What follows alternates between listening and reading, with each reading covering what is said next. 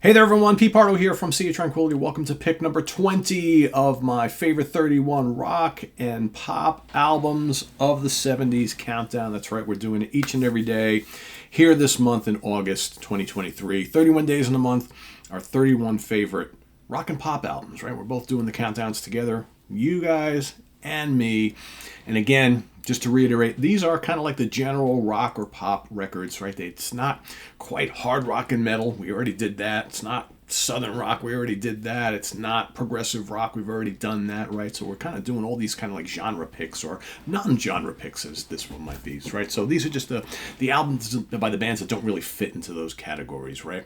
Although, as I've said many times, there are some of these albums that will be featured this month and picked by me, which might qualify for the kind of hard rock category, but I tried to pick the heavier albums for my hard rock and metal. I think some of these bands, have some albums that are kind of hard rock, and some of the ones I'm picking do rock in spots, but to me they're just general good rock albums or great rock albums as it turns out. And some of them I'm picking are pure amazing pop albums, right? So today, for pick number 20, this is a debut album from this British band released December 4th, 1970, right at the beginning of the decade.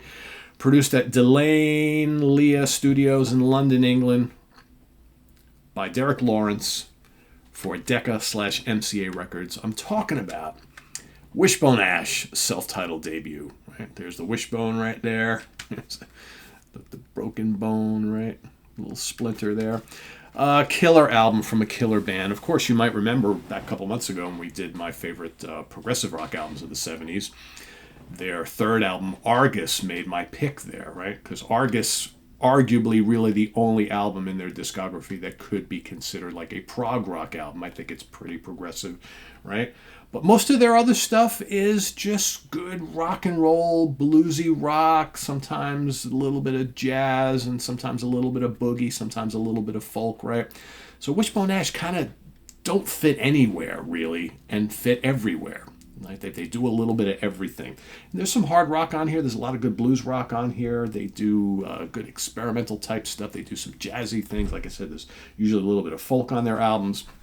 And this album is a great debut. If it wasn't for Argus, this would easily be my favorite Wishbone Ash album. It's generally my number 2. I really love this album a lot. And of course, this contains the classic first lineup of the band. Andy Powell on lead guitar and vocals, Ted Turner on lead guitar and vocals, Martin Turner bass and vocals, and Steve Upton on drums, with a special guest appearance by Matthew Fisher, plays a little piano on the album. And some absolute Wishbone Ash gems are on this album. Of course, you got Blind Eye, which is the kickoff track, and that's kind of like a bluesy boogie rock song, right? It's just great stuff. Lots of fun. And then, of course, Lady Whiskey. Lady Whiskey is one of the kind of 2 hard rock songs on the album. Lady Whiskey is terrific. Great dueling lead guitars. Riffs are great. Great vocals. I mean, it's just, the guys are firing on all cylinders on this album right out of the gate. Then you got the lovely, kind of folky, kind of soaring, melodic Errors of My Ways. Really cool song. Great melodic lead guitar work. It's gentle. It's a little aggressive. It goes back and forth. I absolutely love Errors of My Ways, and I love the vocal harmonies on the song. Terrific. Then, of course, you got Queen of Torture, which, along with Lady Whiskey, are the 2 like heavy rockin' songs on here. Queen of Torture is absolutely terrific. Absolutely terrific. Just slashing guitars and, yeah, really good stuff. I don't think they really ever rocked as hard, maybe in a few spots here and there, than Lady Whiskey and Queen of Torture on any of their albums. But great stuff. And then, of course, you got only 2 tracks on side 2, the big lengthy epics. You've got Handy, 11 minutes and change, which is just excellent, jammy, complicated, jazzy, bluesy rock. Just really good stuff. A lot of nifty guitar soloing and arrangements, and yeah, Handy is so good. And then arguably their greatest song, which is Phoenix. Phoenix is mostly instrumental. There is a little vocal section later on in the song, but it's just a terrific slow build. It's kind of like, to me, Phoenix was always like Wishbone Ash's Freebird.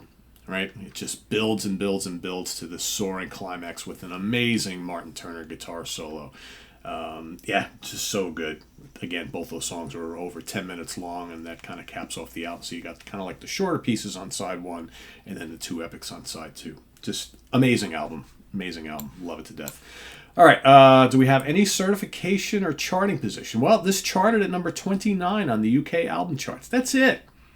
That is it. No other charting, no certifications, no singles released. I mean, there's not much to speak of as far as like, big major success for this album because, Wishbone Ash through much of their career were modest sellers. Of course, they sold a little bit more with their second album. Of course, Argus did fairly well for them. And then most of the rest of their albums in the 70s did pretty good, but they weren't a big charting band or a big top-selling band, although if you look at their whole catalog, they've probably amassed a good amount of sales over the years, but never a mega band, but such an influential group with the whole twin guitar harmony thing, and just so many great songs and some really, really sensational albums. So, but yeah, that's my pick for number 20, Wishbone Ash.